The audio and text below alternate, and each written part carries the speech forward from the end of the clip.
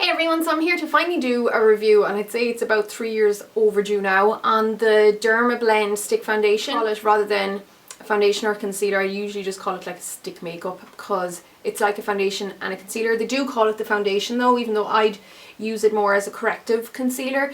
But I'm going to show you how to use it in both ways really. So this is the wee box it comes in. It's £21.50 here in Ireland. I get it in McLaughlin's pharmacy or in Boots, any of the pharmacies in Galway, Metropolities as well. So it is a pharmacy brand here in Ireland. I would call this like a superior makeup product in that it would beat most high-end concealers, like as in just regular high-end concealers like Chanel and those kind of stuff. It would be on par with my like more professional makeups, so like RCMA or Ben Nye, Kryl and that kind of stuff. And the pigment content in this does reflect that as well. It has a 40% pigment content, which is massive for stuff that you can get on the high street or in pharmacies or whatever. Usually it's in and around, like it might even only be up to around 20% pigment content in a lot of the pharmacy bought or drugstore bought stuff. So that's just to give you an idea. So it is an extremely highly pigmented product, and that's why it's so good. It comes in 7 shades here in Ireland, I believe. The lightest being porcelain and the darkest being coffee, I think. And then you really would just mix and match for anything in between. They kind of flitter between being warm and cool shades. The very coolest one is very like the MAC full coverage NC15. So it's even though it's an NC, it's still quite neutral, so it's just like a very neutral, very light colour. The next one up, which is my colour, is Opal, and that is more like an NC15, NC20, so it's a bit more yellow.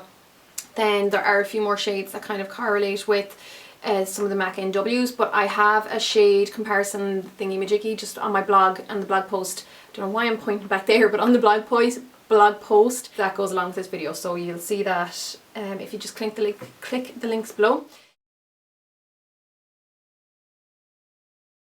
Then it comes in a 12-gram stick, so I'll show you what it looks like. This is my fuller stick because it's the darker colour.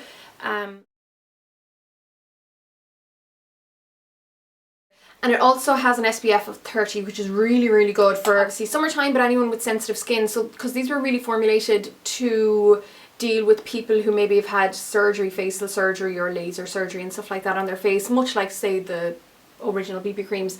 So that's why you really like why it had such a high SPF, because obviously people who come out of surgery and have facial issues like that would need a very high protectant factor. It is described as being a corrective foundation stick to deal with anything from minor to more severe flaws. So it will cover birthmarks and stuff like that, and it does cover tattoos.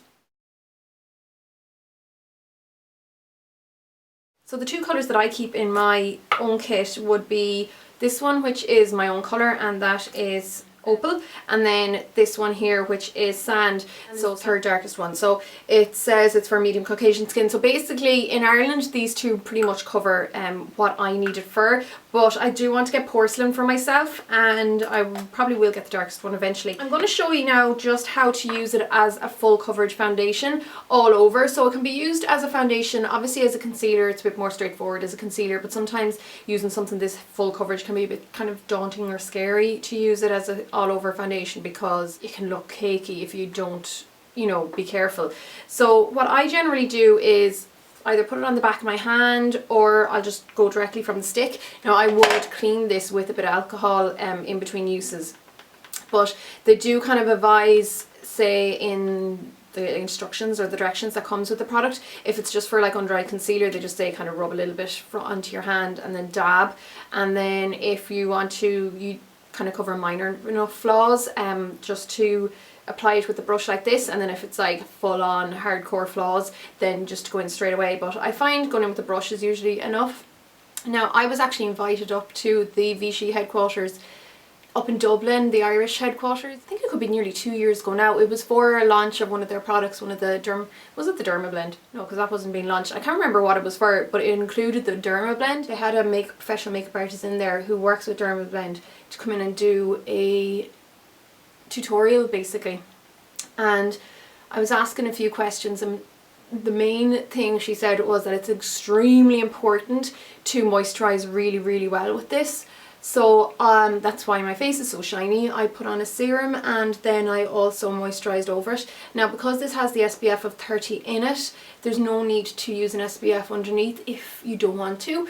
Now one thing I was concerned about was also the fact that it is such a high SPF. Would that cause flashback? But honestly I haven't really noticed it. Like I've used this in bridal makeups and it's not something that I've been aware of. And then I asked the girl at that Vichy thing that I was at, and she said she doesn't ever have any issues with flashback and it's to do with the high pigment content. So I'd say it just depends on the quality of camera as well. Might flash back a little bit with a very cheap camera kind of phone flash, or just something that's not really filtered. So I use a buffing brush to apply this, and I only apply a little bit at a time. And you can see I work it really well into the skin. Like I'm not really adding any more here, I'm just buffing it around the face. And you can see there, it's really starting to give me a flawless base.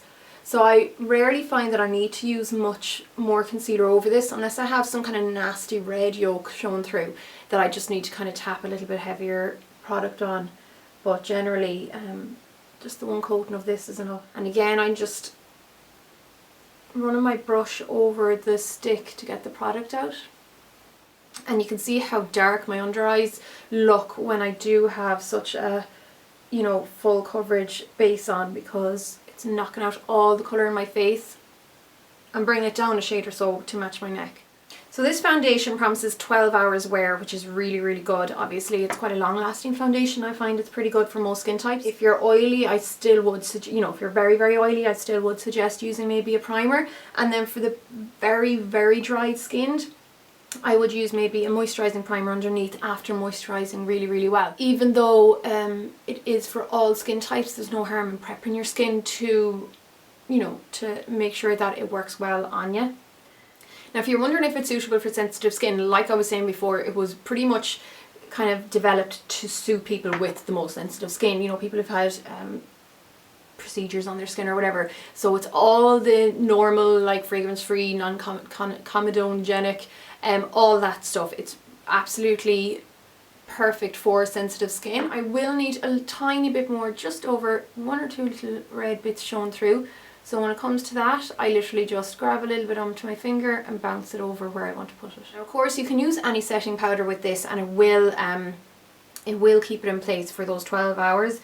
But it does have a correlating or a matching setting powder, or there is a setting powder in the range as well that you can use. So this is the Vichy Dermablend setting powder, and it is one of those very finely milled light white powders. So it's transparent, translucent, suitable for all skin types. This one is $19.50 here in Ireland roughly. It might vary by 50% or 50 cent or euro from pharmacy to pharmacy.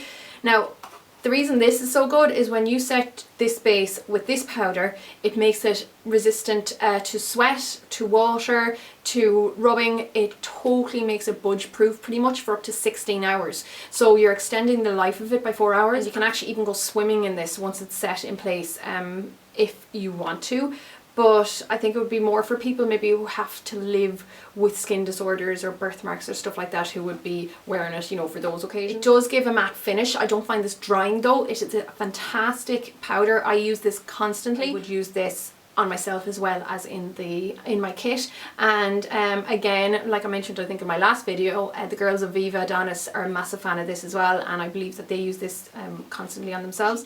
Now I don't normally use the Dermablend as an under eye concealer just because I tend to go for more liquid ones, and I have my favourites that I always use. I love it as the corrective concealer. But I was sent this starter kit by the Vichy people there last week, and I'm actually just going to use the lighter colour porcelain, which I don't currently have, but I am going to get, which is more like an NC15. It's maybe even like an NW. It's quite a light colour, but I'm just going to use that as my under eye concealer for today, just to give you an idea of how it looks. So this is obviously just going one shade lighter than my face, and you just kind of tap your finger over it. I'll just put a tiny bit of the opal on the darker purple area there, very dark area. So you can see there just how bright it is compared to here, which just looks red and kind of looks sick now in comparison. It brightens it up so much and it gives quite good coverage. So I'm just going to do the other side quickly. You could of course use a brush to buff it in place as well, but the finger works just as well. I find with this product as well, any of these like stick cream products, I do like to use my fingers to warm them up sometimes, because you know they can be quite solid at room temperature. Not even room temperature, say if it's a little bit colder than room temperature, and then in this room where it's warm with the lights, it does melt quite quickly, but sometimes you need to use your fingers and the warmth of your hand to melt it for you. Now, so that's the covering totally done, or you know, my foundation totally done. So you can see there it totally covers up. Now you'll also see that it is quite dewy or a little bit shiny when it is on. Now it is a mineral based product, or not a mineral based, a mineral oil based product, so it is an oil based product. But I think there is a lot of misconceptions out there about mineral oil, that it's bad for your skin and all that kind of stuff. It's absolutely not bad for your skin. If you go onto the Paula's Choice Cosmetics COP website, she has a great wee article about why it's so good for your skin, and that it's not petroleum and not this crude product that all people mix it up with. It's actually really good for your skin. The only problem is, and it's not solid, it's not a solid oil, so it can't clog your pores. It's way too liquid and too fine for that. But the problem with it is that it gives a slightly shiny appearance. So if you are oily in the first place, it'll just make you look shiny and look oily, so you may not want it. Now there's no harm for any kind of you know, dry, normal, semi-oily maybe, or a little bit combination skin types. It's absolutely grand once it's set with your powder. So I'm just going to grab a little bit of the setting powder onto a really fine fluffy brush. So this is the Real Techniques one. It does come with a wee puff, I think, if I remember correctly, but I always just use a brush. And then the powder totally mats it down for you. So I've probably mentioned this before in a million videos, but to set a foundation base, you really need to press the powder on. So that's why I press on rather than like swipe it on.